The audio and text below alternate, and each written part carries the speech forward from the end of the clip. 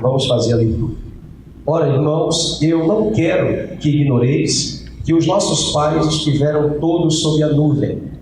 Essa nuvem é uma menção da mão de Deus, da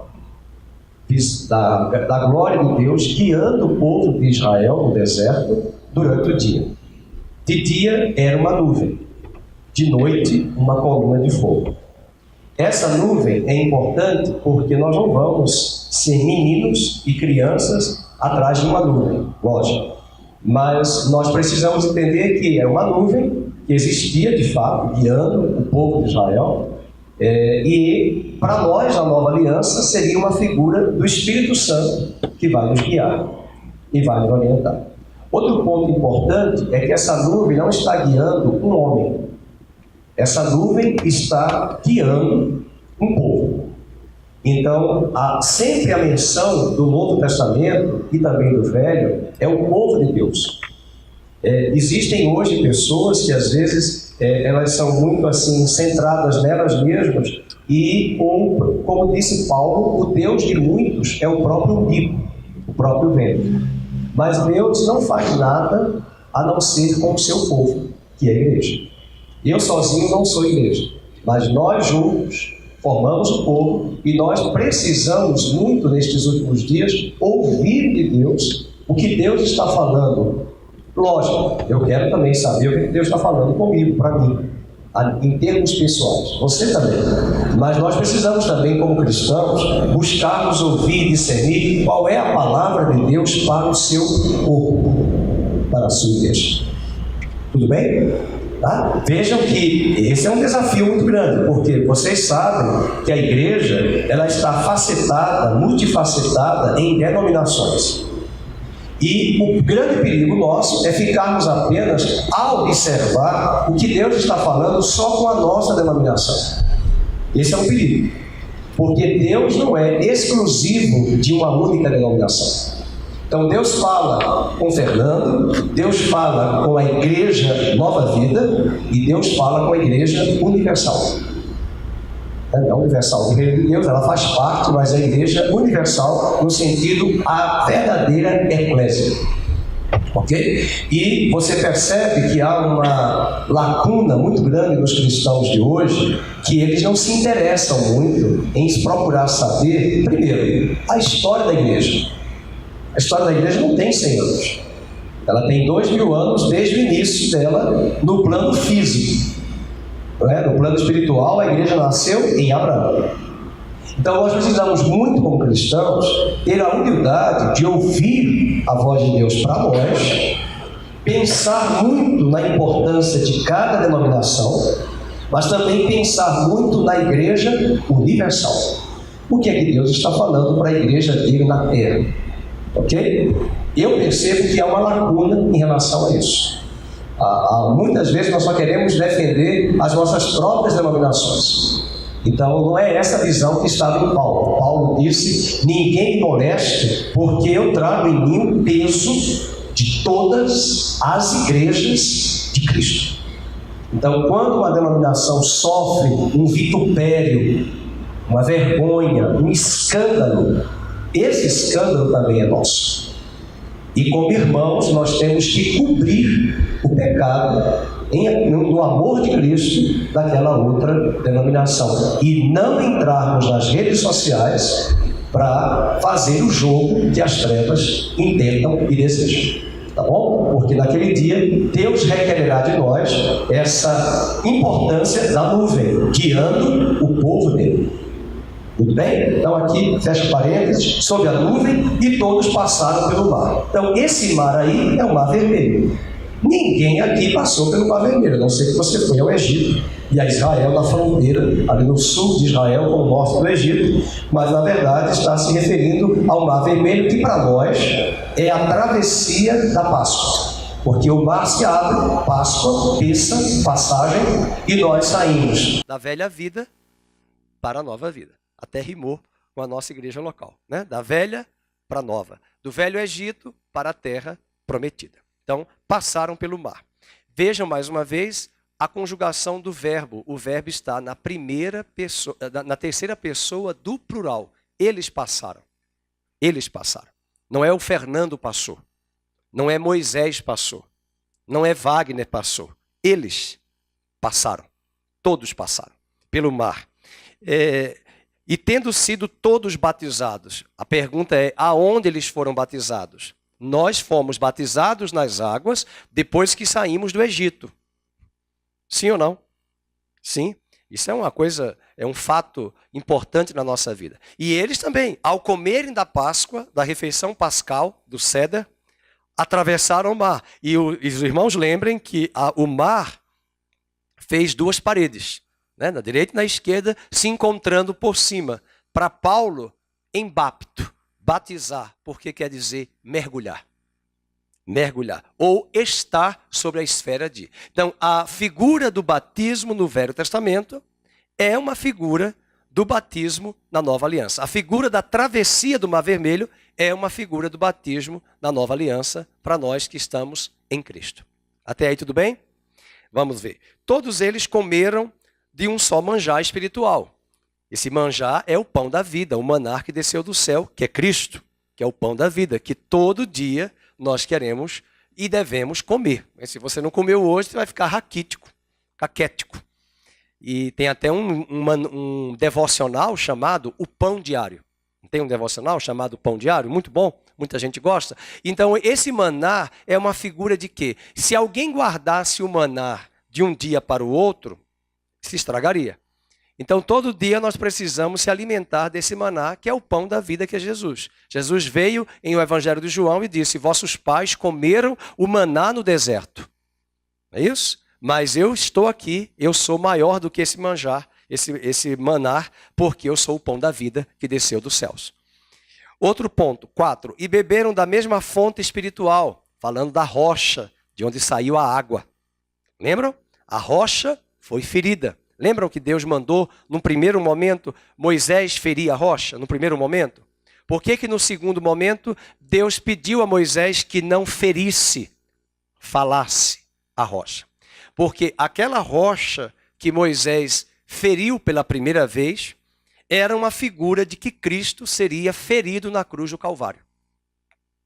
E a segunda vez, Deus não mandou Moisés bater na rocha, ferir a rocha. Ele mandou falar a rocha. E é interessante, sempre quem está estudando conosco aqui em Hebreus, de manhã aos domingos, nós comentamos em um dos domingos que Hebreus capítulo 1, só o capítulo 1 de Hebreus, ele traz várias referências de salmos para apontar para Jesus.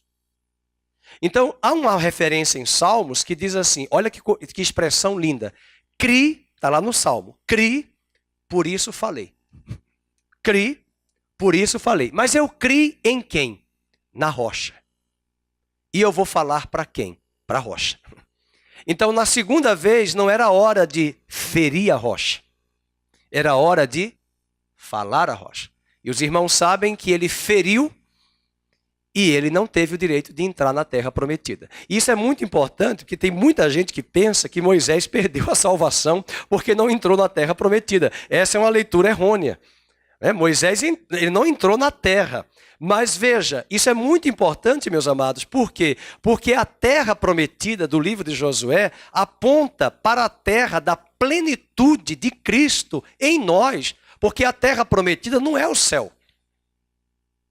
A terra prometida não é o céu. Se você pegar alguns hinos de alguns inários de algumas igrejas, cuidado, porque tem alguns hinos que nós vamos herdar a terra de Canaã celestial. Mas a Canaã terrena, ela tinha inimigos. Sim ou não? Inimigo. Você acha que abre aspas, na Canaã celestial vai ter inimigos? Não existe Canaã celestial. Então a terra prometida aponta para nós a terra a ser herdada por mim e por você da plenitude de Cristo na nossa vida. Então, o que é plenitude de Cristo? Eu estou falando uma palavra estranha, muito comum, plenitude, mas cada um vai ter que decifrar essa palavra para você. Porque se eles conquistaram a terra, lembrem-se, eles deixaram inimigos dentro da terra. Tudo bem? Lembram disso? Eles deixaram inimigos. Quantos de nós já temos anos de vida cristã E alguns inimigos ainda estão aqui dentro. E aqui. Então, na medida que Cristo, a sua palavra, o Espírito Santo vão nos mostrando áreas na nossa vida que precisam ser trabalhadas e mudadas, essas áreas do velho Adão vão sendo dominadas pelo novo homem em Cristo. E na medida que esse novo homem em Cristo cresce em nós, a terra prometida vai se expandindo. Hello? Tudo bem? Então essa é a terra. Inclusive tem uma música muito bonita, muito antiga. Tudo que Jesus conquistou na cruz é direito nosso, é nossa herança. Todas as bênçãos de Deus para nós, tomamos posse, é nossa herança. Ok? Então nós não vamos tomar posse no céu. Né? Então quais são os territórios da terra de Canaã, cheia de inimigos, que nós devemos tomar posse? Ok? É uma pergunta muito subjetiva. Você tem inimigos e eu também, eu preciso tirá-los e você também. Ok? Continuando. Então beberam da mesma fonte porque bebiam de uma pedra espiritual que o seguia. E a pedra, veja que Paulo afirma, era Cristo. Então essa pedra aí é Cristo, a rocha que foi ferida. Avançando. Entretanto, já começou aí mal uma conjunção adversativa.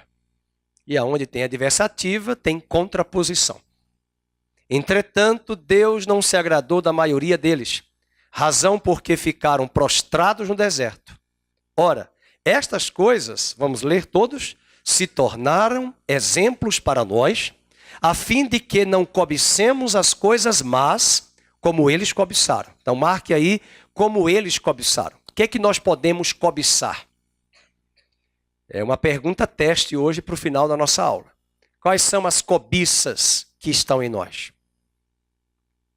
Será que cobiça é apenas em coisas materiais? É em tentar ser o que Deus não quer que sejamos. É em tentar estar em lugares que Deus não quer que estejamos. É tentar ter o que Deus não quer que tenhamos. Então são várias áreas na nossa vida que nós podemos cobiçar e termos uma saudade do Egito. Saudade do Egito. E você sabe, todo mundo é maduro, de ponderar que muitas vezes quando nós vivenciamos uma crise e passamos algumas privações em algumas áreas, o inimigo vai trazer imagens de que a grama do vizinho é melhor. De que o que nós temos de anos de trabalho não conquistamos o suficiente, ainda está faltando mais alguma coisa. E que nós precisamos disso, daquilo outro, então, e é natural, sempre, isso não vai vir na época da bonança, isso vai vir na época da crise. Das pressões, das imagens que se farão em nossa mente, para que eu e você venhamos a cobiçar. E João diz na sua primeira cartinha, não ameis o mundo, nem as coisas que no mundo há. Porque tudo que há no mundo, a concupiscência da carne, a concupiscência dos olhos e a soberba da vida, não emanam do Pai, não procedem do Pai, mas do mundo. Ora, o mundo passa, bem como as suas concupiscências, as suas cobiças, mas o que faz a vontade de Deus permanece para sempre. Então nós precisamos buscar aí que cobiças são essas. É muito subjetivo, é muito pessoal. Tá? Então chamo aqui a atenção desse aspecto. Então Deus não se agradou deles que cobiçaram. Não vos façais, pois, idólatras, como alguns deles, porquanto está escrito. E o que é idolatria? É uma outra pergunta teste. Você pode anotar aí. A primeira pergunta é: quais são as cobiças que temos? Para buscarmos respostas hoje. Quais são as cobiças? Quais são os ídolos que nós levantamos? Quais são os ídolos? Será que os ídolos são as imagens de escultura necessariamente? Eu acho que não. Eles também não deixam de ser. Mas lembrem-se que nós temos uma geração no nosso país e no mundo inteiro cujos ídolos são jogadores de futebol. né? Hoje mesmo eu estava assistindo o jornal e vendo foi até bom, né? Que um videozinho daquela galinha pintadinha teve acesso de 100 milhões no mundo inteiro, no YouTube. 100 milhões. E passou um vídeo de uma cantora norte-americana, cujos clipes são, na verdade, cenas de verdadeira sensualidade e sexo promíscuo e pervertido. Então, você percebe o quê? Uma geração, uma sociedade que começa o quê? Na medida que você se expõe a esses ídolos que você levanta e você lança o seu olhar, você pauta a sua vida em cima daquele ídolo, daquela referência, e nós vamos nos parecer com os ídolos que levantamos. Então, o problema da idolatria não é a imagem palpável, né, que você consegue tatear. Eu acho que essa é até mais fácil de enxergar. Mas os piores ídolos são aqueles que vão transformar a nossa vida, moldar a nossa vida segundo a sua semelhança dos seus ídolos. Então você veja que tem hoje uma geração de adolescentes, jovens que se espelham em quem? Em jogadores de futebol, em cantores de rock. Mal terminamos o carnaval, eu estava ouvindo hoje o jornal da Band News no carro, e o jornalista dizia que todos os ingressos da Lollapalooza já foram vendidos em São Paulo, que vai se realizar em março. Ingressos caríssimos. Aquele grande evento de rock que tem aqui em São Paulo, que é um evento internacional semelhante ao Rock in Rio. Então todos já estão vendidos. Quer dizer, como diz a velha música, por que parou? Parou por quê? E o carnaval já tinha terminado, e em São Paulo nós tivemos mais um outro carnaval, 12 milhões de pessoas nas ruas ontem, domingo. 12 milhões. Então nós vamos nos parecer com o quê? Veja, o que é a sociedade brasileira, qual é o estereótipo, o perfil que os de fora têm em nossa imagem, acerca da nossa imagem. Sensualidade, folia, frevo. Mas é isso que nós cultuamos o ano inteiro. Imoralidade, mas é isso que nós cultuamos o ano inteiro. São os carnavais, foras de época, as festas de sertanejo universitário. E aí, eu sei que vão me ouvir por esse vídeo, né? Mas por favor não me condene, é só para mostrar que independente disso, nós vamos nos parecer até mesmo na religião. Se eu começo a cultuar um homem na igreja, até mesmo no cristianismo, e tomo ele como referência na minha vida, referência mesmo, em todos os aspectos, e quero reproduzir as experiências dele na minha vida, eu estou muito mal. Porque é nisso que vai aparecer também o ídolo. Eu vou me parecer com ele. Mas a antítese é verdadeira. Nós amamos a Jesus. E amamos tanto com toda a nossa força, todo o nosso coração, toda a nossa mente, que na medida que nos apaixonamos tanto por ele, vamos nos parecer com ele. João diz na sua primeira cartinha, no capítulo 3, filhinhos, agora vós sois filhos de Deus, mas ainda não se manifestou o que haveremos de ser. E quando ele se manifestar, seremos semelhantes a ele.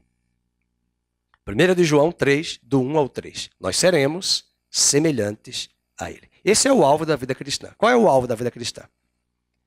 Eu estava ouvindo hoje uma rádio evangélica no carro, e eu desliguei para ouvir outra de notícia, porque ele dizia que você tem que ter as coisas, os bens, você tem que decretar.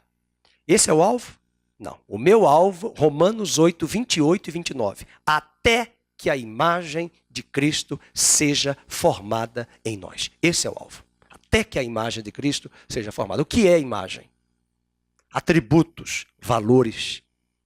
Eu não vou ser a cópia física de Cristo, mas é a imagem no sentido de valores, qualidades, postura, ethos, conduta de Cristo no meu homem interior. Amém? Então, primeira pergunta aí, o que é que nós cobiçamos? Verso 7, quais são os nossos ídolos? Quais são os nossos ídolos? E aqui, pessoal, não é nenhuma demagogia. O primeiro carnaval surgiu aqui. Porque você pode perceber no verso 7, o povo assentou-se para comer e beber, e levantou-se para divertir-se. É que Paulo foi muito erudito nessa questão, mas as versões mais atualizadas dizem assim: e o povo levantou-se para folgar-se, comer e beber e dar-se a toda sorte de relações sexuais proibidas por Deus. Então, aconteceu de tudo ali, de orgia naquele lugar. A pastora Vânia está aqui e ela sempre brinca dizendo que aqui surgiu o primeiro carro alegórico, que foi o bezerro de ouro. Primeiro carro alegórico, o bezerro de ouro. E interessante, né? O bezerro de ouro foi feito de quê, pessoal? De que foi feito? Porque era de ouro. De quê? Dos brincos, das pulseiras, das joias que as mulheres tinham, os homens. E eles deram. Interessante, né? Os homens não medem esforços. E não olham para o bolso nessa hora, quando querem confeccionar seus ídolos. Para a igreja, tudo é muito difícil. E até mesmo dízimos, ofertas, tudo é uma dificuldade na igreja. Mas qual o custo de um abadá? Qual o custo de um bezerro de ouro como esse? E talvez quantos bezerros de ouro já fizemos nas denominações cristãs? Quantos bezerros de ouro? Quanto orgulho dos nossos bezerros, do que deixamos de legado de construções. Então isso tudo também pode ser pecado aos olhos de Deus. Outro ponto, verso 8, e não pratiquemos imoralidade. Então nós temos aí um desafio para nós e o Espírito Santo nos chama para uma santidade. E nós vivemos numa sociedade extremamente marcada pela sensualidade. O sexo hoje está explícito nas revistas de notícias, nos outdoors, na internet. Até você vai ver um e-mail do cantinho do lado direito da sua tela, fica subindo imagens. E se você não tiver uma disciplina rigorosa, você é pego pelo fetiche e pela sedução. Eu conheço até senhoras de idade, viúvas e até casadas. Não é só homens, não, mulheres, que são pegas não em pornografia, mas em sensualidade no ouvido com telefonemas.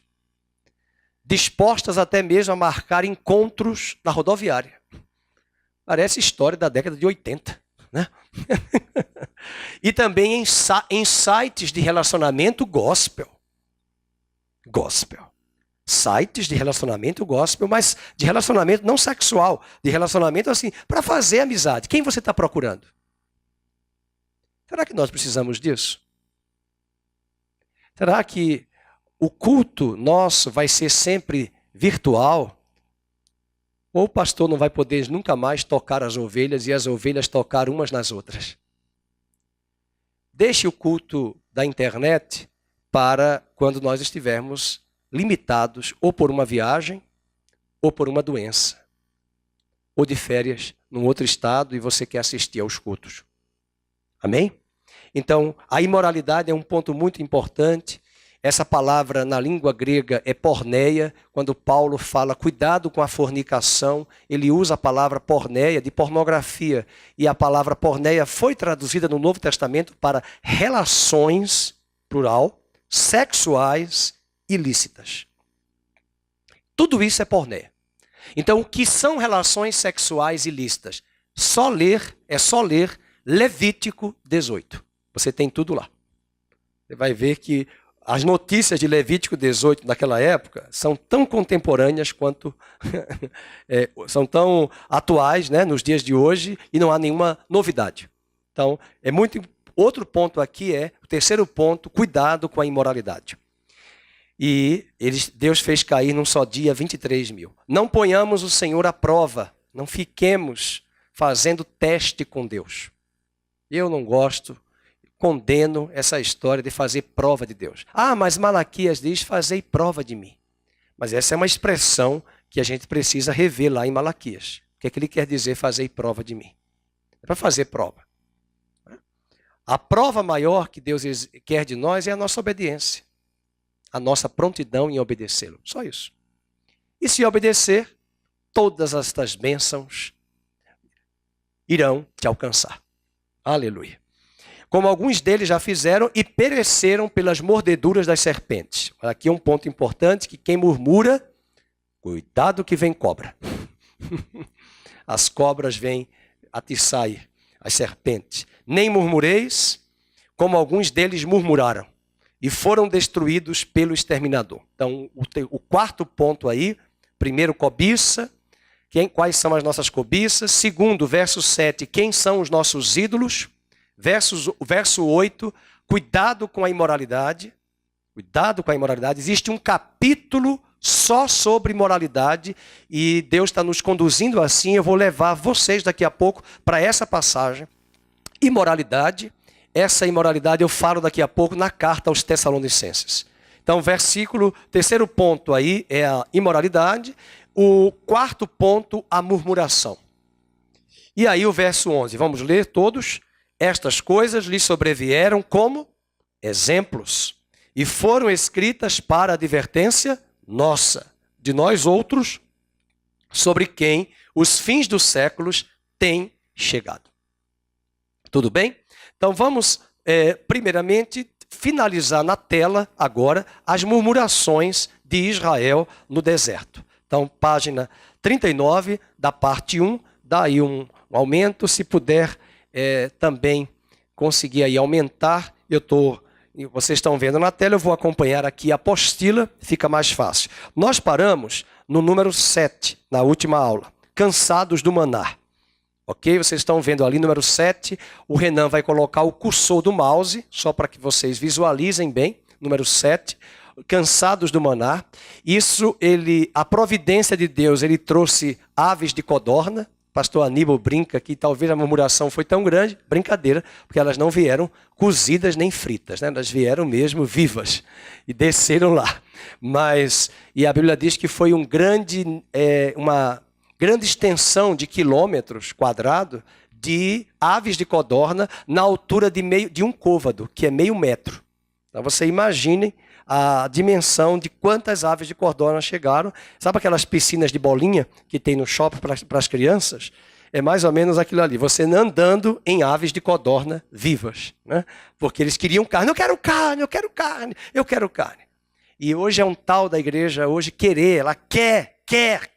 É uma insistência de querer tantas coisas, cobrar de Deus. Mas eu quero isso, eu quero aquilo. E esse é um perigo. Porque Deus pode até nos dar para gerar em nós um fastio, eu diria uma flatulência espiritual, um mal-estar, um refluxo espiritual. Ok? Terrível.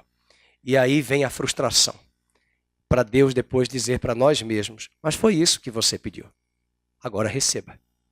Você insistiu muito. Essa visão mercadológica da fé que nós queremos comparar Deus a um balcão de negócios e uma igreja self-service que eu só quero ouvir o que eu quero. Eu não quero ouvir todo o desígnio de Deus, como disse Paulo em Atos capítulo 20, que ele não deixou de ensinar a toda a igreja de Éfeso todo o desígnio de Deus.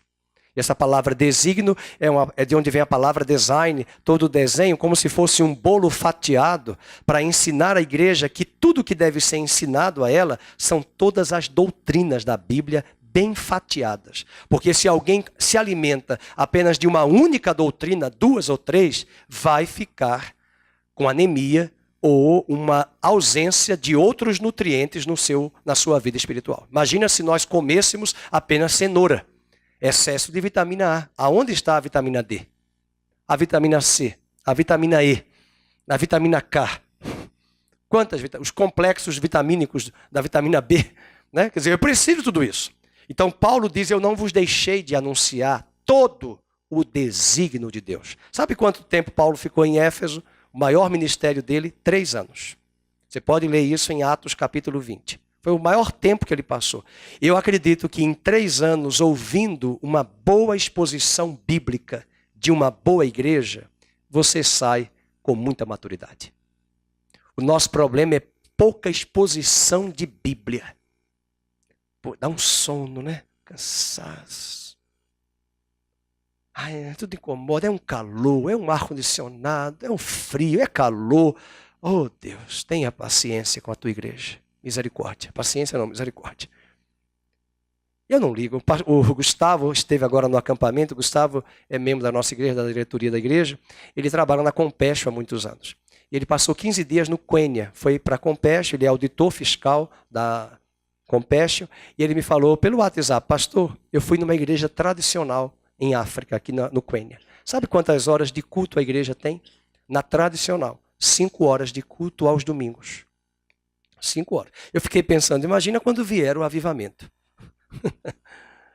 Agora, isso na tradicional e na pentecostal. E aí, acho que vai ser 10 ou 15. 15 horas.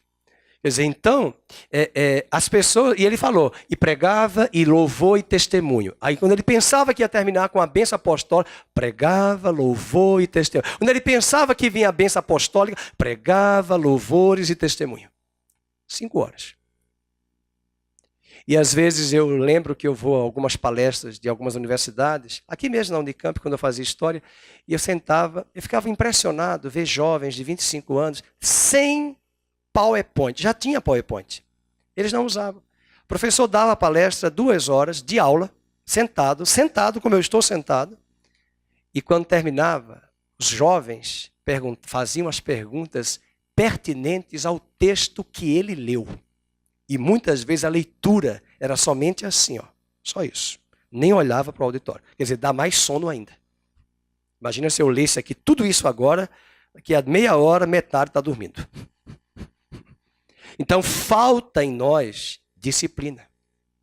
A disciplina é tão importante na vida cristã, que eu chamo a atenção aqui, porque nós precisamos corrigir isso até mesmo na nossa igreja. Até quem tem crianças, filhos, cuidado com os filhos, porque ficam andando, vai, levanta, vai ali, vai lá, segure esse menino, deu trabalho, levanta, dá um passeio ali, volta. E para de tomar tanta água, porque você vai numa missa católica, não fica andando. E tem padres que dão aquele sermão. Vai aonde? Para onde vai? Porque às vezes não é nem você que vai buscar o copo com água com tanta descrição. O problema é que tem pessoas que não têm disciplina de foco na visão e se distraem. Então nós precisamos resgatar isso. Porque quando vier o avivamento, como veio na Rua Azusa, nós temos que ficar centrados na presença de Deus. Tá bom? Então a murmuração aqui é muito importante das aves de codorna, né? Então nós temos aí o número 8, a crítica ao casamento de Moisés. Reclamaram porque Moisés se casou com aquela mulher lá de Cush. De Push. Né? De Push. Né? Então, alguns acreditam até pela questão da etnia. E aí, esse é motivo para você questionar com quem ele se casou? E aí o arraial parou o povo por conta desse questionamento e Deus não se agradou dessa postura do povo de Israel. Outra murmuração, rapidamente, estamos no 8, 9, o medo dos gigantes, Números 14. Os 10 espias morreram, ficaram mais 38 anos no deserto. E a observação dessa passagem foi lá em Números capítulo 14. Nós comentamos isso na última aula. Ficou faltando do 10 ao 14. Então vamos agora para o Números 16, a rebelião de Coré, Datã e Abirão. Vamos abrir nossas Bíblias em Números 16, versos do 1 ao 40. Números 16, verso do 1 ao 40. Então, vocês estão percebendo na tela, quem chegou depois, que todos aqueles números ali são pertinentes às murmurações de Israel no deserto. Quais são as nossas? Será que elas já passaram de 14? Quantas murmurações você já teve aí?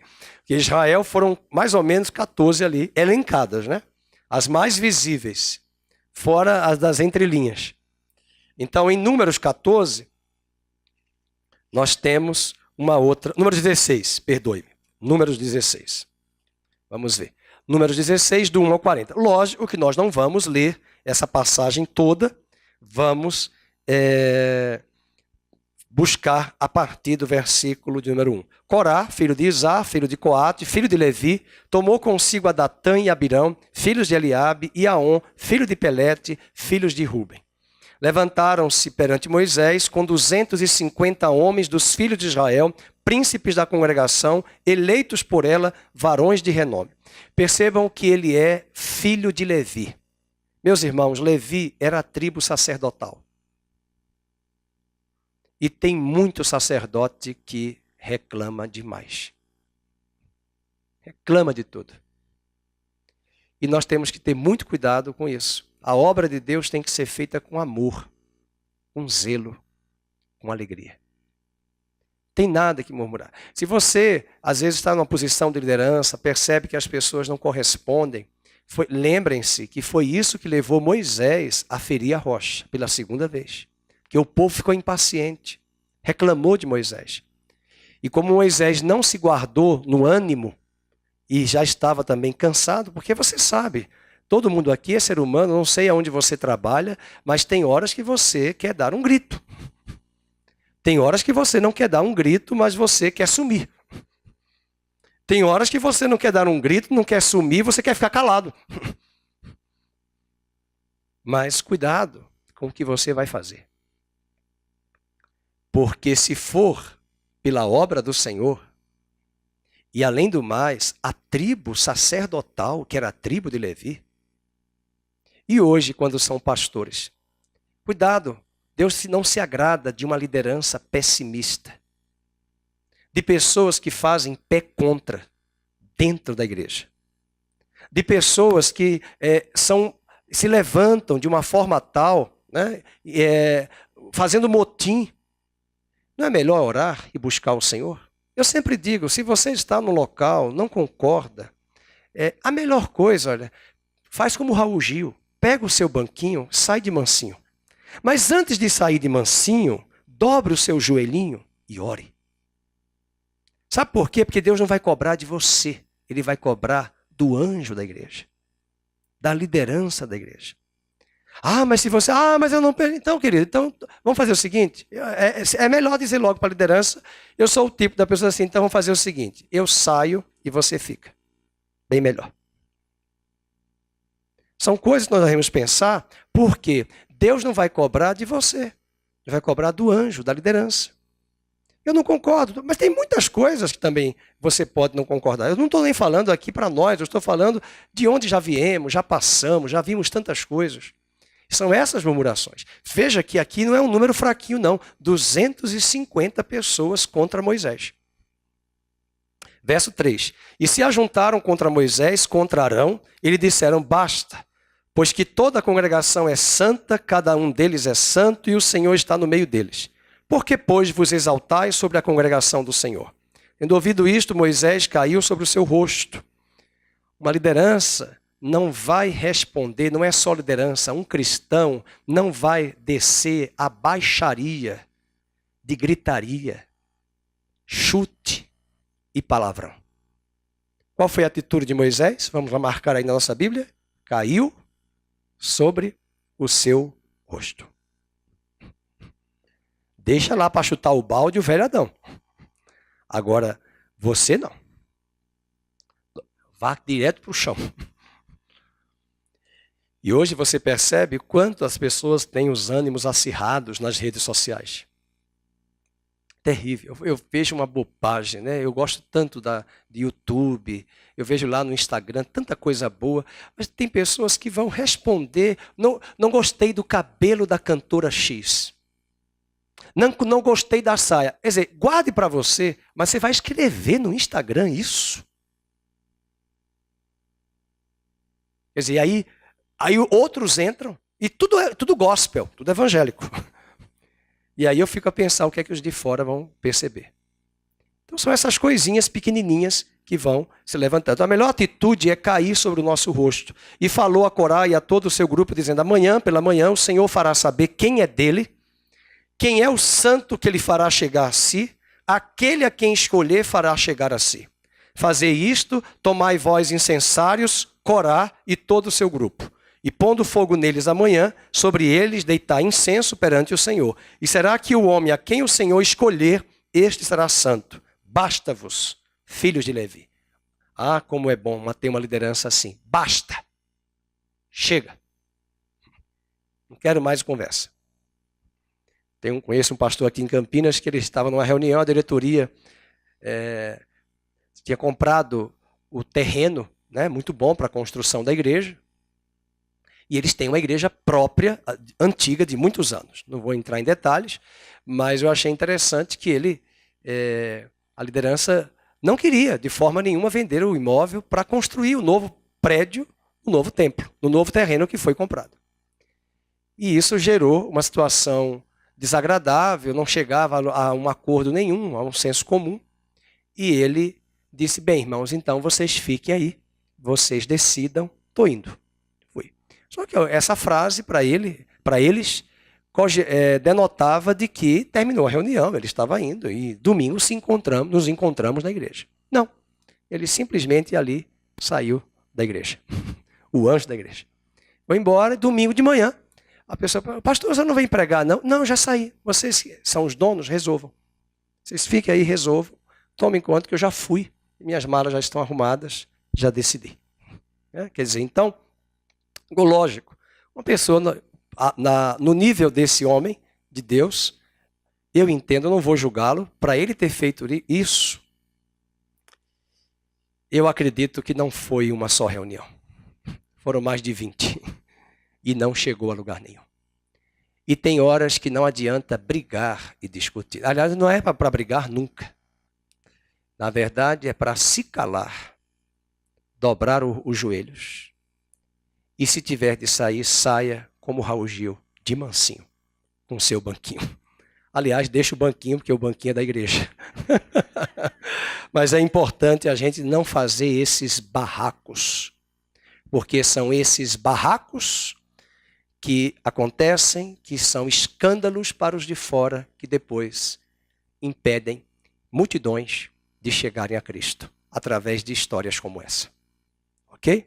Então, não sejamos desse nível. E hoje as pessoas estão assim. Quem é advogado sabe, quem é médico. Alguém me falou essa semana, almoçando, pastor, as mulheres estão batendo nos médicos no hospital. Hospitais públicos que atendem SUS, elas chegam lá, são elas que batem nos médicos. Elas metem a mão. Metem a mão, pá, você me atende, pá, eu não quero nem saber. Vai fazer isso, e dependendo do bairro onde você está, é só Jesus. E eu falei, será que essa estatística não está errada? Não, são as mulheres que batem. E eles colocam segurança na entrada de hospitais, para atender no SUS. Quer dizer, então é uma complexidade muito grande. Então, as pessoas estão muito mal educadas, ânimos acirrados, e nós não somos desse nível que Deus almeja. Nós somos um povo santo.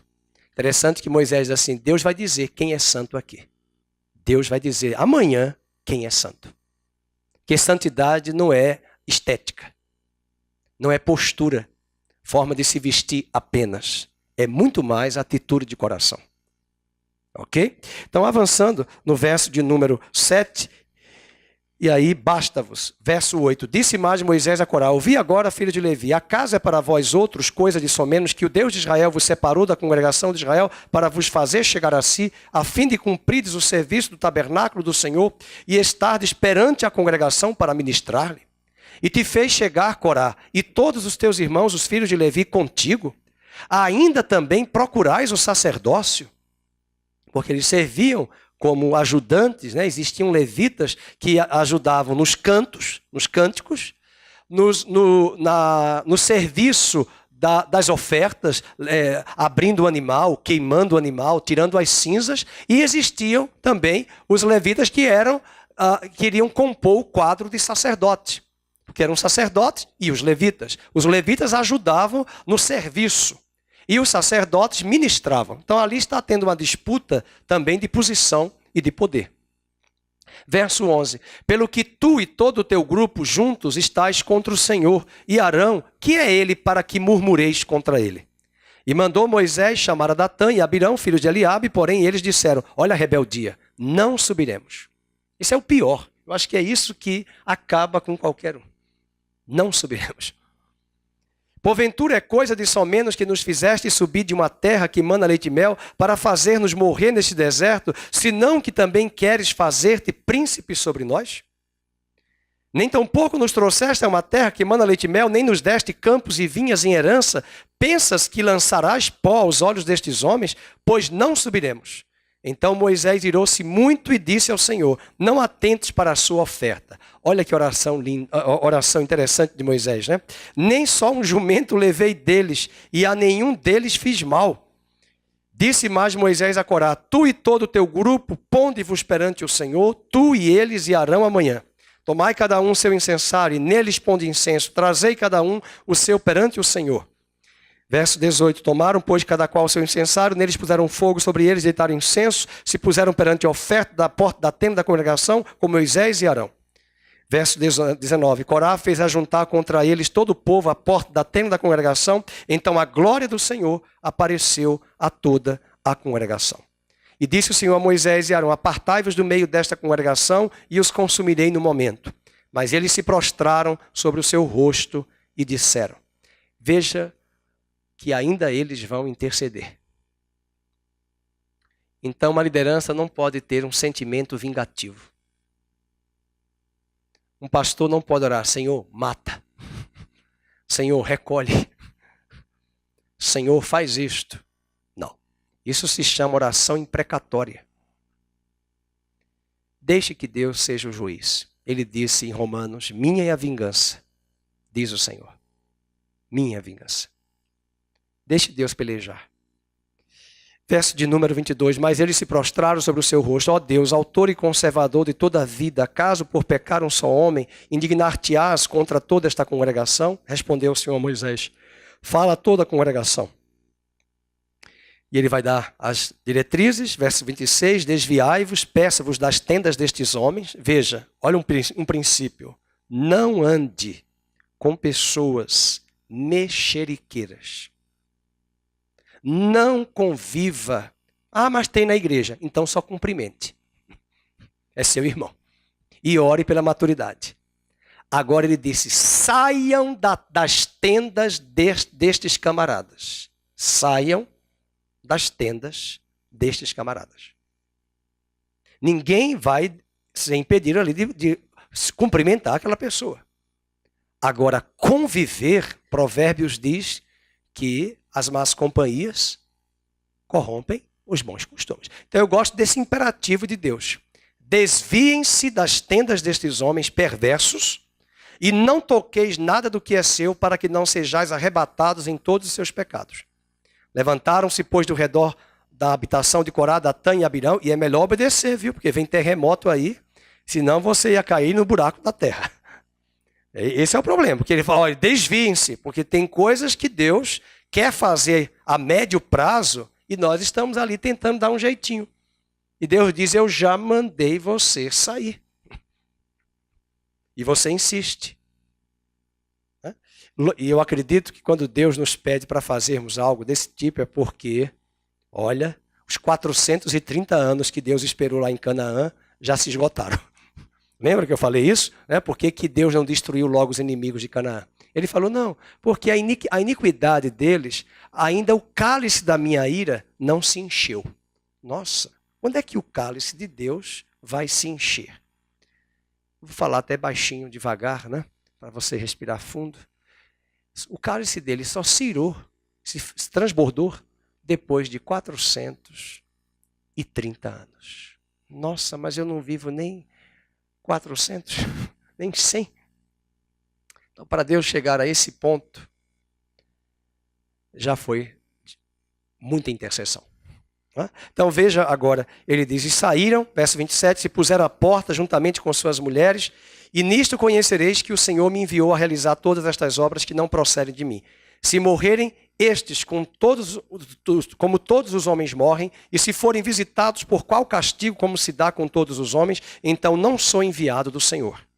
Mas se o Senhor criar alguma coisa inaudita, e a terra abrir a sua boca, é isso que nós temos que ter medo, que às vezes tem coisas que nós podemos abrir a boca e já não foi a nossa boca, foi a boca de Deus em nós.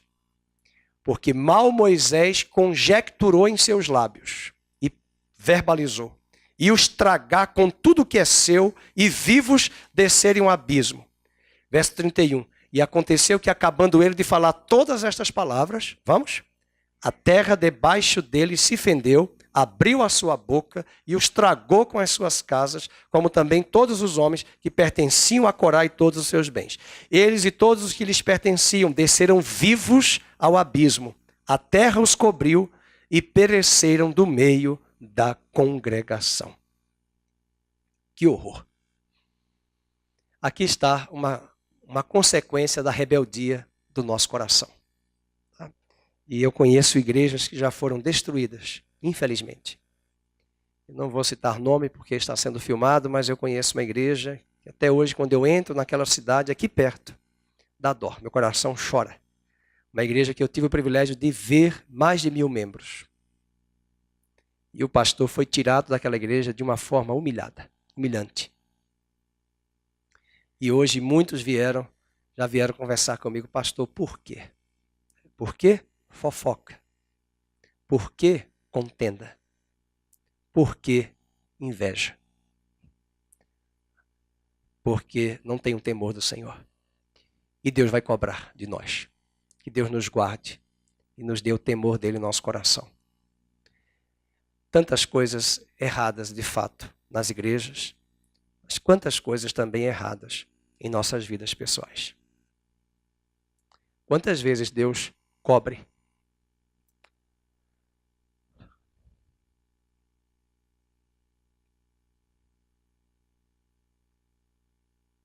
nossos erros. Quantas vezes Deus nos chama para cobrir os pecados das igrejas dele em oração. Intercessor não põe o dedo para acusar. Intercessor não se veste de um sacerdócio santo pleno. Intercessor é Daniel. Pecamos, Senhor. Temos pecado contra ti. Temos afrontado o teu nome. Daniel não fez nada. Daniel estava no cativeiro. Ele era um homem temente a Deus. Mas ele nunca conjugou. Eles pecaram. Nós pecamos. E o erro da igreja contemporânea é se vestir de justiça própria e achar que nossa denominação, nossa tribo é melhor do que as outras. Em todas as igrejas de Cristo, até mesmo naquelas que usam o nome de Cristo, mas não têm Cristo, em todas elas é possível de encontrar gente sincera, buscando a Deus. Você não tem garantia de que essas pessoas vão ficar lá para sempre. Até mesmo porque você também não tem garantia onde você está, você vai ficar para sempre. Mas se elas estão em um lugar errado, ore. Deus vai revelar a verdade para elas. Quem busca, acha. Quem procura, encontra. Mas não abra sua boca em lugares públicos, mundanos, para falarmos mal da igreja do Senhor. Deus tem operado na terra, em tantas igrejas. Amém, queridos? Eu tenho visto tantos sacerdotes romanos pregando com tanta intensidade que às vezes eu tenho que olhar a televisão e dizer, meu Deus, é um pastor ou é um sacerdote romano? É Deus. Deus opera o querer e o efetuar. Amém? Eu vou dar uma pausa, mas eu quero só fechar aí as últimas murmurações. Vamos para a tela ali, avançando. Nós temos a rebelião, o povo achou que Moisés tinha matado os da rebelião de Coré. E aí tem outros problemas, né? Porque mal o terremoto aconteceu e a terra se abriu, a terra se abriu e eles foram mortos. Olha, foi culpa desse assassino, foi culpa desse Moisés que abriu a boca e falou. É a praga. Não é praga não, queridos, é o teu pecado que trouxe a consequência. Pastor lançou praga, o pastor Moisés lançou a praga. E aí agora a culpa é de Moisés. E aí Deus vai mandar mais uma praga ainda para matar 14.700 homens que atribuíram a Moisés a culpa daquela rebelião, né, ele ter sido culpado. E Arão vai interceder e além disso virá a praga. Depois a 12ª praga é a falta de água, que eles vão murmurar, e Deus dá água. E aí só que nessa hora Moisés fica tão impaciente, cansado do povo, né? Mas você tem que ter cuidado, e a começar de mim, porque tem pessoas que você sabe que elas desgastam você. Elas torram a sua paciência. Você chega no limite do deadline. Mas cuidado para não fazer coisas como Moisés. Porque é interessante que Moisés diz, foi o povo que estava impaciente, eles insistiram tanto e eu feri a rocha. E aí Deus manda água, mas porque o povo reclamou, aí o povo reclamou com Moisés, Moisés feriu a rocha novamente, não era para ter ferido, e ainda atribui a culpa ao povo. Tá bom? E a 13ª praga, reclamaram pela falta de água e disseram que estavam enjoados do maná. E aí veio a serpente de bronze. Também um ponto muito importante, as cobras vieram, morderam. Lembrem-se que não havia Butantan para ter soro antiofídico. E eles foram morrendo. E agora vamos morrer. Ah, Moisés, vamos morrer. E a serpente de bronze é interessante porque ela aponta para Jesus na nova aliança. Já estudamos isso aqui.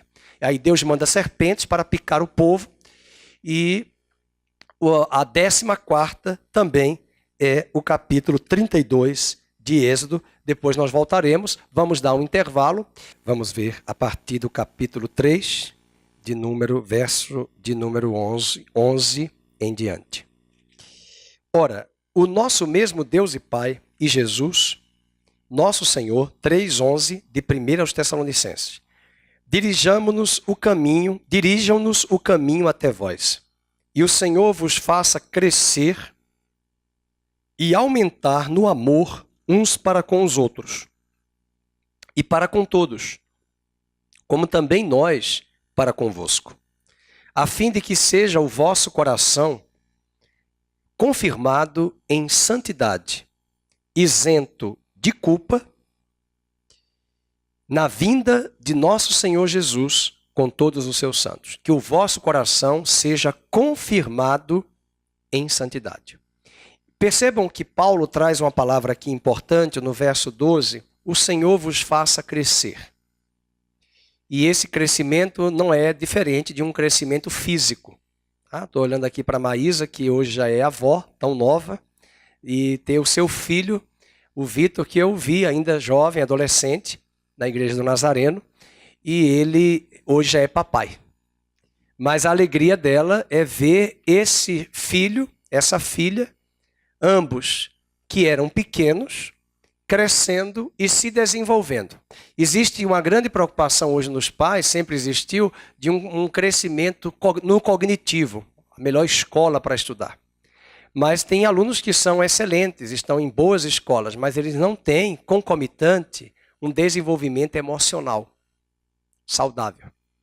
Então não basta apenas ter uma boa formação escolar ou acadêmica. Não basta ter um bom tônus muscular fazendo basquete, voleibol, natação. O crescimento saudável é no espírito, na alma e no corpo. Isso é muito claro. Os irmãos que nos ouvem há muitos anos sabem, quando nós dedicamos crianças, nós falamos Lucas 2,52. E o menino Jesus crescia em graça, em sabedoria e em estatura diante de Deus e diante dos homens. Então veja, em graça, espírito. Em sabedoria, alma. E em estatura, o corpo, o físico.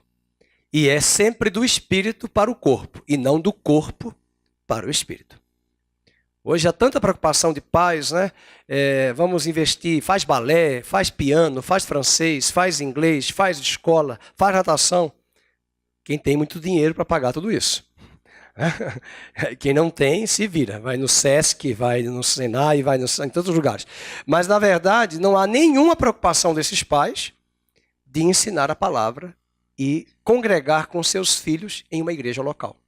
Então, é um crescimento totalmente distorcido, né? Focado apenas no corpo e no intelecto, menos o espírito. Então, quando Paulo fala da importância de crescer, veja no capítulo 4, agora, verso 1. Finalmente, irmãos, nós vos rogamos e exortamos no Senhor Jesus, que como de nós recebestes, quanto à maneira por que deveis viver e agradar a Deus, então marque aí a maneira pela qual nós devemos viver e agradar a Deus. Então eu resumiria essa expressão, a maneira de dever viver e agradar a Deus, numa palavrinha simples. Qual é o seu estilo de vida? Qual é o seu estilo? É um desafio também para perguntarmos, né? Como é que nós nos vestimos? Como é que nós nos alimentamos? Com que intensidade nós vivemos mais para comer ou comemos para viver? Eu dou sempre risada quando a revista que circula no Brasil, uma revista bem conhecida, ela chega assim semanalmente, 110 páginas, 130 às vezes, no final do ano 160. Mas quando ela manda aquele livro, aquela revista à parte, uma vez ao ano, dos melhores restaurantes de São Paulo e de Campinas, são 400 e tantas páginas. Então ali tem todos os restaurantes finos, chiques, e as pessoas gostam disso. Vinho, queijo, não há nenhum pecado. Comer seu queijo, tomar um vinhozinho. Por favor, quem está nos assistindo, vai tomar seu vinho. Eu só tomo um dedinho. De vez em quando eu vou na casa de alguém, tá bom? Não estou dizendo isso para beber, não, porque se alguém aqui tem bebida como fraqueza, não é nem para beber e nem cheirar. Pode nem cheirar e nem ver. Agora, no meu caso, eu posso falar. Eu não tenho nenhum problema com bebida. Não suporto bebida. A única bebida que eu posso me servir é um vinho na casa de terceiros, quando me convidam e eu tomo, né? Eu acho que um pastor tem que cuidar da sua imagem em relação à bebida, né? Então, e até mesmo não permitir beber diante de pessoas, mesmo um vinho, de pessoas que têm uma fé fraca. Agora, quem não me conhece, saiba hoje que eu não tenho essa prática. De beber não gosto, né? Para mim não tem fraqueza nenhuma. Mas há pessoas aqui, talvez, ou que nos assistem, que a bebida é uma fraqueza. Então, para essa pessoa, nem chegue perto. Nem veja, nem cheire e nem se aproxime do copo. Tá bom? Porque não é... A Bíblia vai nos falar que tudo nos é lícito, mas nem tudo convém.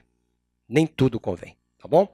Outro ponto aqui, então, essa maneira de viver, que é importante, que deve agradar a Deus. E efetivamente estás fazendo, veja o que ele diz, continueis progredindo cada vez mais. Então a vida cristã nos convida para uma jornada que nós vamos progredindo a cada dia, a cada ano.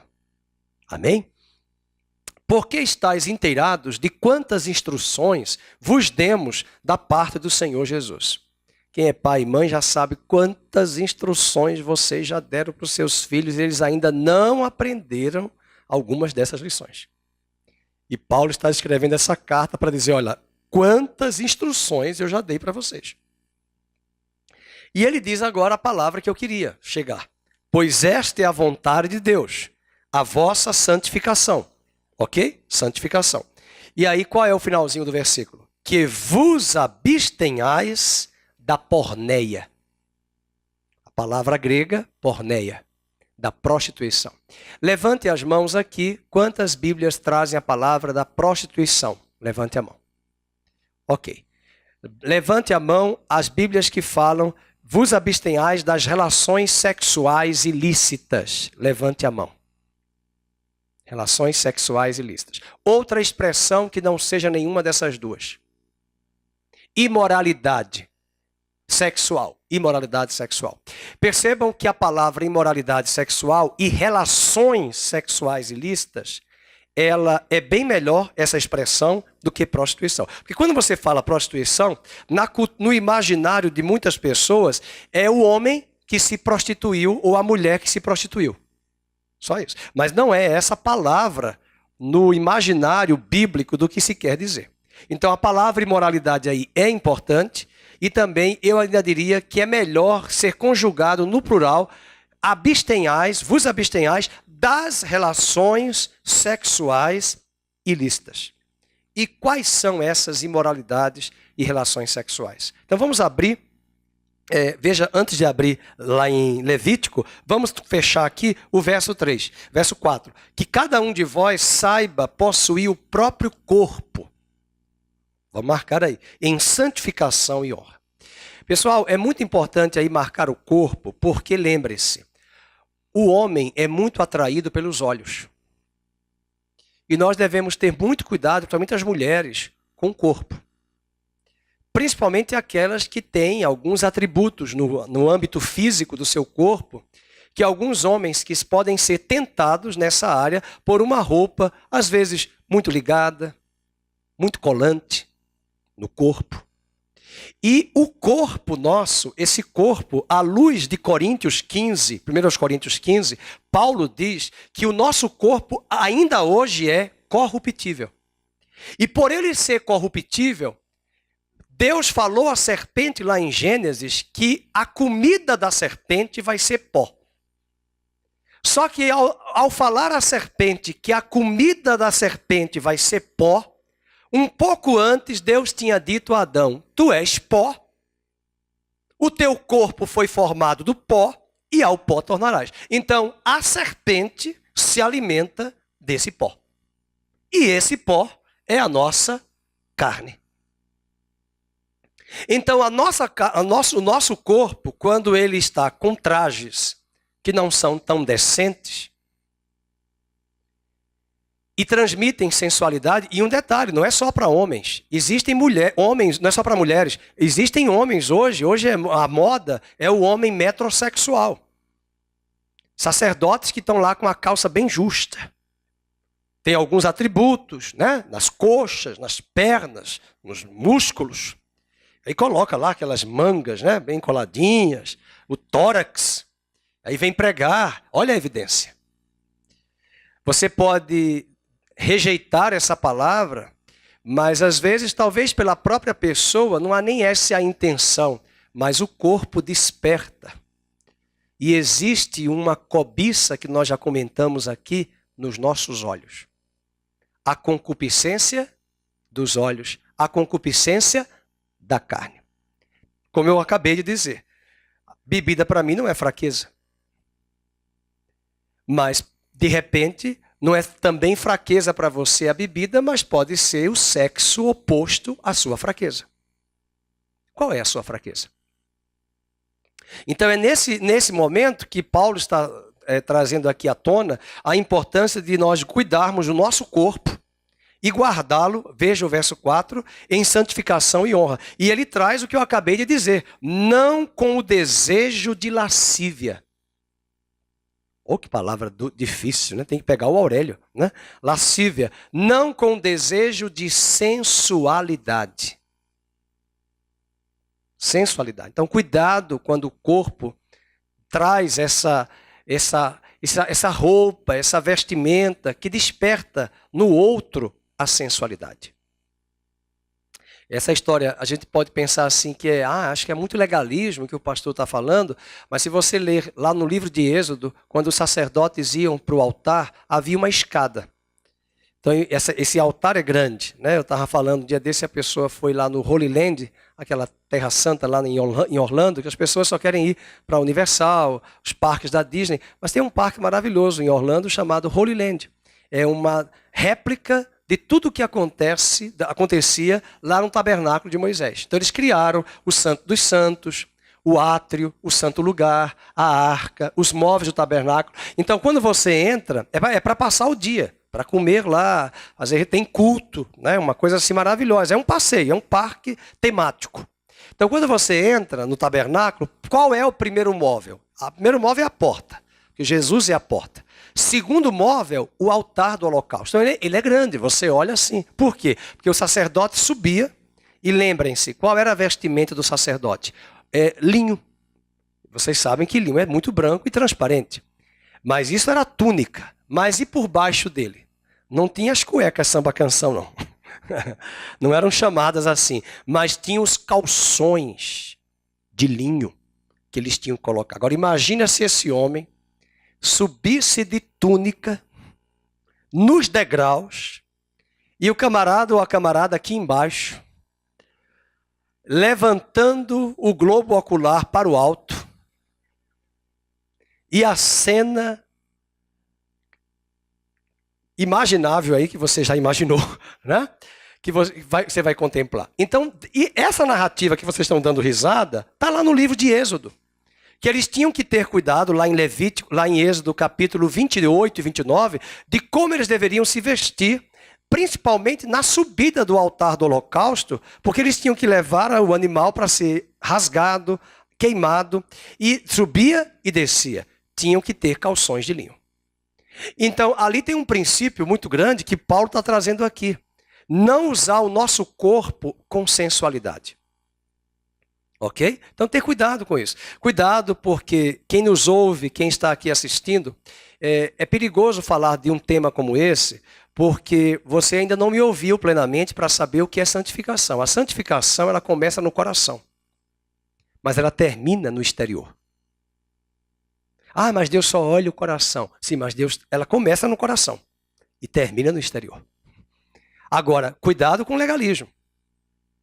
Ninguém vai também ficar num calor de 40 graus, uma manga comprida até aqui. Então, aí que vão criando regrinhas, mas a questão é o bom senso. É a moderação e o equilíbrio. Então ele diz aqui, não com desejo de lascívia, como os gentios que não conhecem a Deus. Quer dizer, deixe isso para os pagãos que não conhecem a Deus. É uma coisa terrível, né? O ano passado, qual foi a mulher do ano? Uma mulher do ano, do meu ponto de vista, deveria ter sido aquela pessoa, aquela mulher que se jogou para salvar as crianças naquela escola. Mas a mulher do ano foi uma cantora aí famosa, que ficou nua, pelada, e fez um clipe que teve um vídeo muito bem visto no YouTube, né? Que é até uma colagem no corpo. Né? Na verdade, parece que não tem tecido nenhum. E é de uma sensualidade terrível. Quer dizer, aqui nós não estamos julgando, condenando ninguém. O próprio pecado já traz a própria condenação sobre nós. A questão é pensar, deixe isso para os gentios. Deixe essa prática para os pagãos. Mas nós vamos guardar o nosso corpo em santificação e honra. Olha, por quê? Porque um corpo pode glorificar a Deus e tocar o coração de outras pessoas. Eu sou de observar, e a gente ensina isso à nossa filha e os nossos filhos, eu acho que a gente tem que passar isso para os filhos. Eu sempre falo para minha filha que existem mulheres, meninas que hoje são adultas, que foram colegas minhas de sala de aula. E eu não era convertido ainda. Eu observava nelas, algumas meninas estudaram comigo na escola e na universidade, o estilo de se vestir. E eu vejo hoje o desdobramento nisso na própria profissão que elas executam. E é muito interessante. Entre as mulheres se fala muito que não, é o estilo dela. Mas tem vários estilos. E é interessante. Tem mulheres pagãs que têm um estilo sóbrio. Decente. E por favor, sóbrio e decente não é uma moda quadrada. É uma avestruz com um vestido da cabeça aos pés. Não, uma moda decente é você seguir o seu estilo com sobriedade, porque até mesmo, a gente vê na monarquia da Inglaterra, as princesas, a princesa que se casou, a duquesa que se casou com o neto da rainha Elizabeth, o primeiro neto que se casou, o filho do príncipe Charles, o estilo daquela jovem, mas tem um estilo. Então é importante ter, e veja que até as revistas querem tirar fotos dessas mulheres famosas da família real para buscar uma brecha, mas eles ficam reclusos na sua privacidade, talvez podem até usar um biquíni, alguma coisa, mas recluso, sem exposição. Fique para a sua intimidade familiar, do seu marido, da sua esposa. Então isso é importante, porque deve-se honrar a Deus também o nosso corpo. Tá bom? E aí ele fala que nesta matéria ninguém ofenda nem defraude ao seu irmão, porque eu posso defraudar o meu irmão, despertando nele o pecado do sexo. E não é só as irmãs nos homens, não. São os homens também nas irmãs. E porque o Senhor, contra todas estas coisas, como antes vos avisamos e testificamos, claramente é o vingador. E aí ele diz de novo, porque Deus não nos chamou para a porneia, a impureza, e sim para a santificação. E quem rejeita estas coisas, não rejeita o homem, e sim a Deus, que também vos dá o seu Espírito Santo. Há uma passagem interessante que Paulo diz, vamos abrir em 1 Coríntios, capítulo número 3, Paulo diz que nós somos o santuário de Deus. O nosso corpo é o santuário de Deus. 1 Coríntios, capítulo 3, verso de número 16. Vamos ler todos? Não sabeis que sois santuários de Deus e que o Espírito de Deus habita em vós? Então, e se alguém destruir o santuário de Deus, Deus o destruirá, porque o santuário de Deus que sois vós é sagrado. Ok? Gosto muito dessa passagem. Vamos no mesmo pensamento, vamos para os 1 Coríntios capítulo 6. E ele vai falar da questão da sensualidade do corpo. Da sensualidade do corpo. Até porque Corinto era uma cidade portuária onde tinha muita prostituição. Cidade portuária é muito tendenciosa a isso. De muita prostituição. Cidade de porto. Porque está sempre chegando gente nova. Imigrantes, né? Turistas. Mas, além disso, Corinto tinha um outro elemento negativo. Ali estava o templo da deusa Afrodite, a deusa do amor. E as sacerdotisas, quando recebiam as ofertas, elas tinham que ter relações sexuais com os ofertantes. Imagina, era uma verdadeira orgia. Existem hoje lugares, centros, que eu não vou citar nomes em função da ética do que eu estou falando aqui, que as pessoas também recebem certas entidades e as entidades pedem certas relações sexuais ilícitas para serem feitas naquele lugar, nas caladas da noite. Então isso não é novidade do século 20 e 21. Isso já existia lá em Corinto, na cidade. E é por isso que Paulo vai falar do amor, o amor de Deus, porque o que é amor na língua? Pega a palavra amor, escreva amor ao contrário. O que é amor ao contrário? Roma. E Roma é o protótipo, literal, do amor pervertido, do amor distorcido. Veja que até na língua portuguesa as pessoas usam vamos fazer amor. Na verdade é vamos fazer eros. Então Roma distorce totalmente o amor de Deus e o amor até de um casal, como diz como diz o autor de Hebreus no capítulo 13, entre todos seja um matrimônio e o leito sem mácula. O leito do casal sem mácula. Entre todos seja digno o matrimônio e o leito do casal. Então, por quê? Porque em Corinto, esse amor era deturpado e distorcido. Há uma praça em Roma que os turistas vão, tiram fotos das fontes lá, né? Aquela coisa, a irmã está ali meneando a cabeça porque ela esteve lá. E aí eu acho engraçado porque os guias vão nos levando, né? Lá. Aí eu digo assim, sim, mas aqui você pode falar, mas aqui é totalmente a distorção. Por quê? O que acontecia ali? As orgias. Em plena praça pública, comiam, bebiam e se davam ao sexo devasso e promíscuo.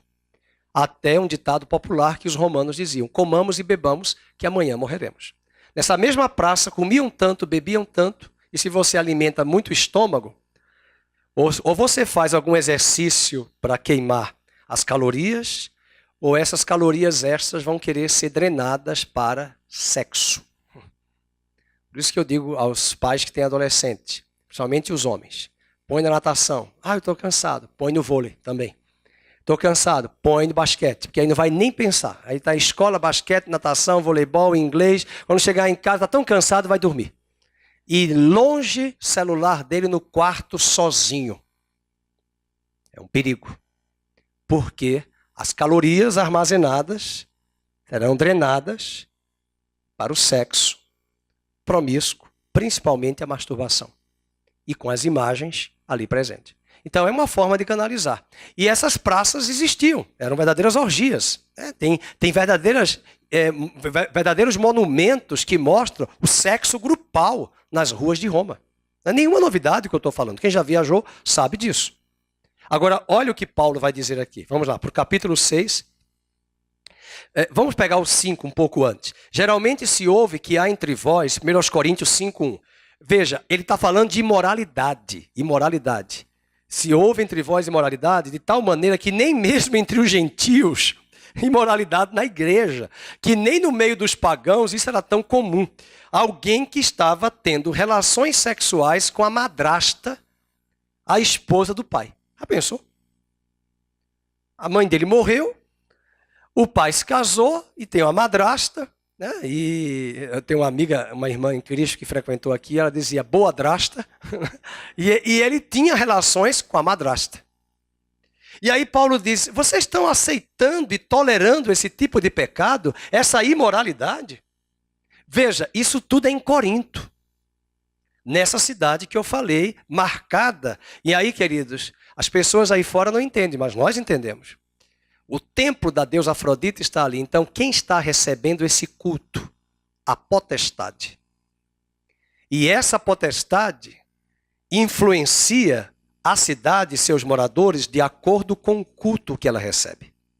Qual é o culto? Sexo promíscuo, no próprio altar da deusa Afrodite.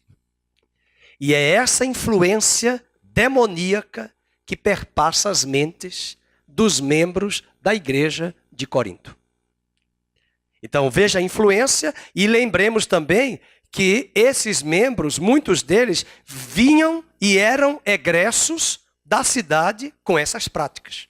Porque eles chegaram à igreja e vinham desse mundo, desse universo. Aqui não é para condenar ninguém. Até porque Paulo vai dizer no capítulo 6, e muitos de vós fostes adúlteros, sodomitas, efeminados, tarará, ladrões, avarentos, tarará, mas fostes lavados, fostes santificados em Cristo. Então, graças a Deus, a gente não tem que estar condenando ninguém. Quem está nos assistindo não é para condenar. Isso aqui é para corrigir, edificar e consertar. E você sabe, não é fácil. A gente passa lutas aqui, já temos casos, conheci casos de igreja que o anjo da igreja, o pastor, tinha que descer no culto de segunda-feira, levava o terno para cobrir, porque havia moças, que eu acho que nem eram moças. Moças é uma palavra respeitosa. Não eram, elas iam até sem roupa íntima, para ficarem dando em cima do próprio pastor que trabalhava com louvor. E a pessoa tinha que colocar o terno para cobrir, para corrigir. E essa cena se repetiu algumas vezes na igreja. Horror. Né? Quer dizer, existe aí o quê? Uma influência. Então nós temos que ter cuidado, até quem está no altar, o sacerdote, essa questão da vestimenta, da postura, de muita sensualidade exposta, tá bom? Porque quem está aqui na frente está sendo visto. Agora quem está aqui sentado, ninguém está vendo. Só se você vai ficar assim, olhando o tempo todo, né? Mas aqui na frente você vê. Tá bom? Bem, esse é um problema leve para mim, porque eu sou magro, franzino, então tá ótimo, né? Tem que botar umas calças bem folgadas aí. Brincadeira. Mas aí o capítulo 5 diz aqui o versículo 2. E vocês andam ensoberbecidos, né? Mas eu chamo a atenção no verso 1, a parte 2, no finalzinho, a parte B. E haver quem se atreva a possuir a mulher do seu próprio pai. Então olha o pecado que estava naquela igreja. Né? Aceitar, tolerar esse tipo de prática. Agora, avançando um pouco mais, veja o que Paulo diz no capítulo de número 11. Mas agora eu vou... 5:11, perdoe-me. 5:11, eu peço perdão. 5:11. Mas agora vos escrevo que não vos associeis com alguém que, dizendo-se irmão, for impuro, ou avarento, ou idólatra, ou maldizente, ou beberrão, ou roubador, com esse tal, nem ainda com mais. Lembra lá da murmuração? Saiam das tendas deles agora. Deus não falou o que ia fazer, mas ele falou que ele fez, que foi matar a muitos ali daquelas tendas. E se os outros tivessem ficado? Verso de número 13, ele diz, e os de fora, porém, Deus os julgará. Expulsai, pois, dentre vós o malfeitor. Nós não temos que corrigir nada disso com os que estão lá fora. Os que estão lá fora não conhecem a Deus. E Paulo deixa muito claro. Agora, dentro da igreja, vamos corrigir. E nem sempre se corrige, meu irmão, de púlpito. É preciso entender a carta de Paulo a Timóteo. As mulheres viúvas que foram casadas, que viveram com temor ao Senhor, elas venham a corrigir as mulheres mais novas, as jovens. Os homens de cabelos brancos sejam referências para os mais novos. E esses corrijam os mais novos. Então veja como a igreja é um ambiente de educação a partir de modelos e não apenas a partir de pregação de púlpito. Entendeu o raciocínio? Paulo fala que as viúvas devem admoestar as mais novas. Não é de púlpito que a gente ensina necessariamente. É também na convivência. Uma vez aqui mesmo na igreja aconteceu uma situação e a pessoa, um homem, falou para mim, pastor, fala lá com aquela mulher para fechar as pernas. Ela vinha com nano saia, não é mini, nano. Agora não tem mais mini, é nano. É nano. Né? Então quer dizer, e eu falei na hora, eu vou corrigi-la. Ela tem idade de ser minha irmã mais velha. Eu chamei a pastora Vânia para corrigir. Eu não tinha condições de corrigir. É até constrangedor para mim, porque ela poderia até dizer, você está fazendo, está olhando? E você sabe, dependendo da resposta ou do perfil da pessoa. Né? Então, assim, são situações difíceis. São situações difíceis. E eu a chamei porque é mulher. Um homem vai estar corrigindo um papel desse? Não, um homem corrige a outro homem. Corrige outro homem. Eu corrijo, alguns rapazes jovens estão aí, gavião dando em cima, né, da pombinha. E eu digo, venha cá. Essa muita proximidade, não. Esse muito encosto aí, não. Vamos trabalhar, vamos estudar, vamos malhar neurônios. Está malhando muito bíceps, tríceps e tórax. Tem que malhar neurônios, fazer sinapses neuronais. E o sogro, o futuro sogro, vai perguntar, você vai fazer o que para minha filha? Nada, não tem a oferecer nada. Mas se for vender mosquiteiro, colchões, fronha, e trazendo lá da 25 de março de porta em porta vendendo. Aí você vai oferecer o quê? E esse é um problema sério. Não tem nada a oferecer e quer casar. Quem vai sustentar? Os pais, tolos, que se dão a isso. Porque não deve sustentar de forma alguma. Então, é uma lição importante. Veja, Paulo fala aqui agora no capítulo 13, 5:13, os de fora, porém, Deus os julgará. É Deus quem vai julgar os de fora. Então aqui, quem nos ouve, não estamos condenando ninguém aí fora. Até porque nós viemos desse mesmo nível de corrupção moral, espiritual, física. Nós não somos melhores do que as pessoas aí fora. A graça nos alcançou. E a graça pode alcançar você que nos assiste. Agora, os de dentro, a palavra e os homens e mulheres sérios de Deus devem estar aptos para corrigir. E Paulo diz, expulsai, pois, dentre vós o malfeitor.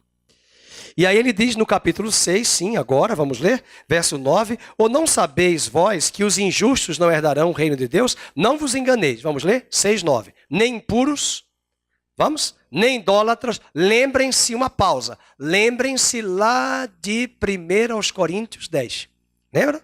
Os idólatras, os murmuradores, ok? Que foi mais? As cobiças. E aí ele diz, os ídolos, né? Nem adúlteros, nem idólatras, nem efeminados, olha aí, nem os efeminados, nem os sodomitas. Nem ladrões, nem avarentos, nem bêbados, nem maldizentes, nem roubadores herdarão o reino de Deus. Vamos ler todos o 11. Tais fostes alguns de vós. Olha que frase linda. Vai mostrar, baixa a crista, você não é melhor do que os que estão lá fora. Deus te alcançou e te lavou, ele também vai alcançar os de fora. A graça dele pode fazer isso. Porque tais fostes alguns de vós. Mas vós vos lavastes, mas fostes santificados, mas fostes justificados em o nome do Senhor Jesus Cristo e no Espírito do nosso Deus. Que palavra linda quando ele diz, fostes lavados. Vós vos lavastes. Que palavra, né? Deus nos lavou. Ninguém aqui tem que ir atrás do pecado de ninguém. Do passado de ninguém. Está lavado. Passou a régua.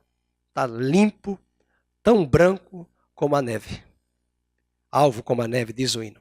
Tá bom? E aí ele diz no 12. Veja que ele está falando de santidade. Todas as coisas me são lícitas. Está falando de santidade. Mas nem todas convêm. Todas as coisas me são lícitas. Mas eu não me deixarei dominar por nenhuma delas.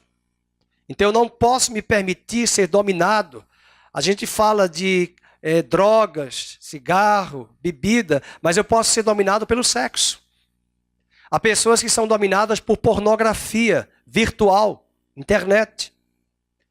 Há pessoas que são dominadas por cinema. Tudo que domina a nossa vida é um vício, é prisão. Depois ele diz, os alimentos são para o estômago para os alimentos, mas Deus destruirá tanto estes como aquele. Porém o corpo, ele está fazendo uma alegoria, porém o corpo, leiam, não é para a impureza, mas para o Senhor e o Senhor para o corpo. Então o seu corpo é para glorificar a Deus. Na outra carta, segundo aos Coríntios, Paulo vai dizer, fostes comprados por bom preço, glorificai a Deus nos vossos corpos e nos vossos espíritos, os quais pertencem a Deus.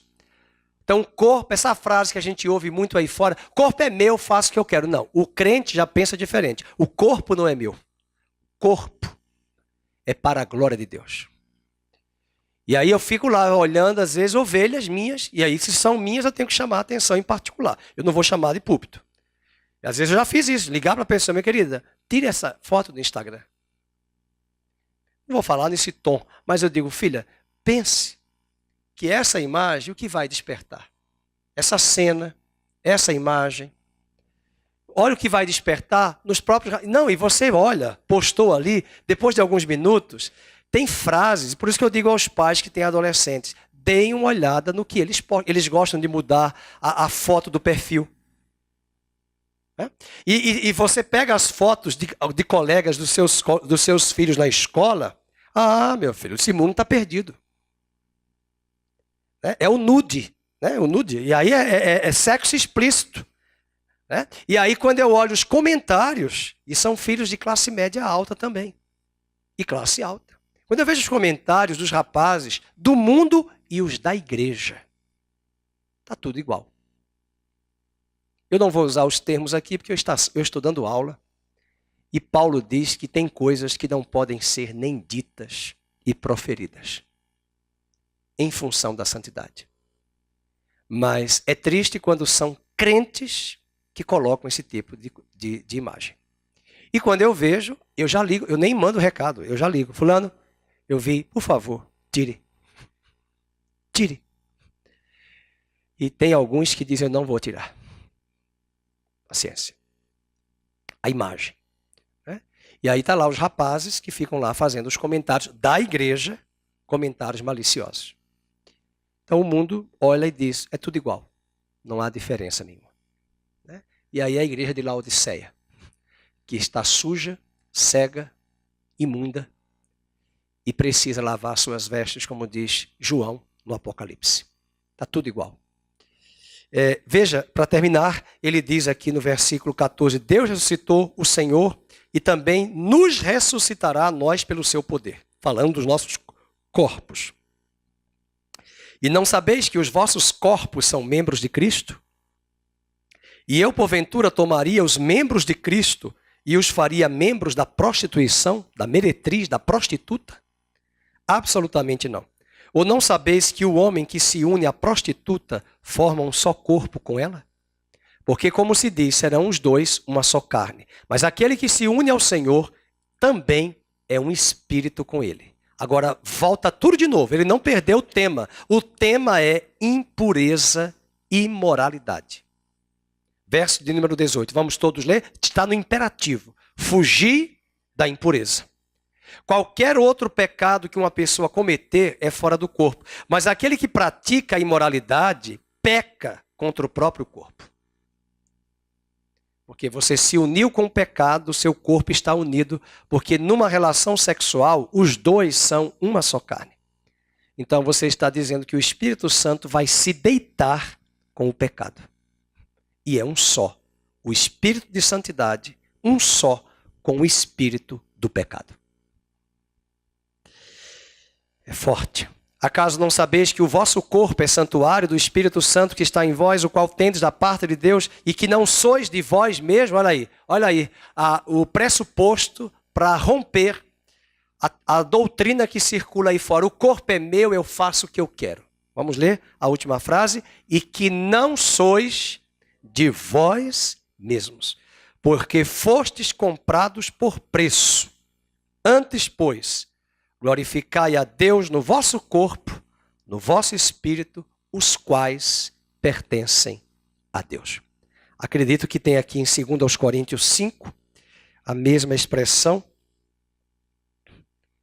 Acho que não, era essa passagem mesmo. Eu falei 1 Coríntios, 2 Coríntios, mas é 1 Coríntios que fala isso para nós. Tá? Fostes comprados por preço, por isso glorificai a Deus nos vossos corpos e no vosso espírito, os quais pertencem a Deus. Algumas versões não trazem todo esse pensamento que eu acabei de falar, mas tem algumas que trazem esse versículo.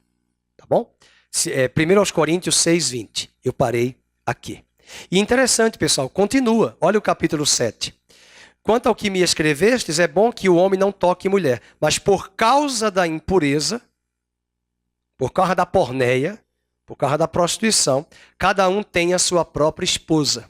Paulo está dando a dica que se você chegou a Cristo do jeito que está, permaneça.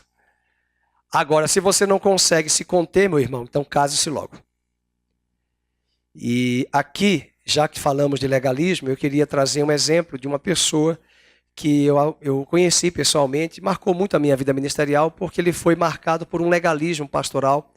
Ele ficou jovem, divorciado, e o pastor orientou a não mais se casar de forma alguma, porque estava proibido, se casasse, poderia ir para o inferno. O segundo casamento. Jovem, um homem, acho que com 21, 24 anos, solteiro já, divorciado, e ele não casou. Mas ele me confidenciou o quanto ele cometeu esse pecado sexual de imoralidade, não lá fora, dentro da igreja. E quando eu ouvi essa história, e já tinha se passado um tempo de mais ou menos 20 anos, eu disse a ele, vamos casar logo. Está na hora de casar. Você é um homem novo e precisa casar. É isso que Paulo quer dizer. Se você não consegue se conter, é melhor que case do que ficar abrasando. O conselho de Paulo é que cada um permanecesse como chegou a Cristo. Mas há pessoas que não conseguem e se de repente optam pelo casamento, e aqui está um princípio até pelo celibato, é algo pessoal, voluntário, é uma escolha pessoal e não algo forçado pela igreja. E esse é o perigo do legalismo, quer dizer, um líder religioso orientou essa pessoa a não se casar. Eu perguntei para ele, será que esse pastor sabe de que nesses 20 anos você fez todas essas atrocidades, destruindo pessoas e relacionamentos e até casamentos? Será que ele sabe? Não. Ok, deveria saber. Para mostrar o quanto uma orientação dessa num gabinete pode ser maléfica, diabólica, e é melhor que ele casasse. Até porque o seu primeiro casamento foi um casamento totalmente errado. Mas é aquela história, né? Ele cresceu na igreja e casou com uma pessoa da igreja. Mas nem sempre os da igreja são a garantia de que os dois são crentes maduros genuinamente. E eu encerro dizendo, bom seria que antes de casarmos nós tivéssemos uma maturidade de escolher a pessoa em Deus certa para casar. Mesmo sabendo que podemos também até errar. Mas o casamento é um edifício, é uma construção. E não existe um casamento perfeito. E eu encerro a aula de hoje, eu vou deixar o próximo tópico para a próxima aula, é bem melhor, eu queria trabalhar muito a questão da imoralidade. Vamos terminar a aula orando para que Deus traga um renovo de santidade sobre as nossas vidas.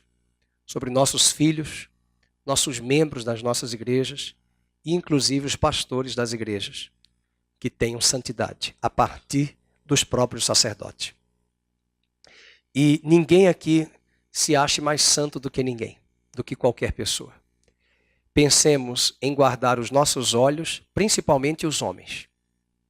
As mulheres guardem muito bem os ouvidos dos galanteios, dos gaviões. inclusive casadas também.